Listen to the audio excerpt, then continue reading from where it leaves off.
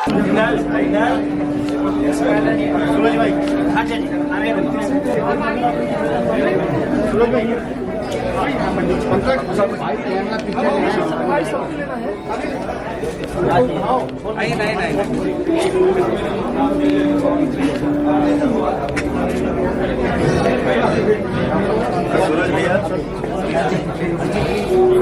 नमस्कार सर, मैं अजय जैन सशक्त न्यूज से बिहार से हैं सर।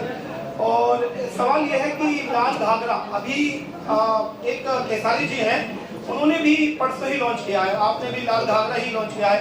लगातार आप लोगों के बीच में मनमुटाव भी देखने को मिलता है, तो मनमुटाव और नाम से दोनों में एक साथ कैसे सर? मनमुटाव तो मैं करता ही नहीं हूँ। हम सब लोग भाई हैं और भाई ही रहे।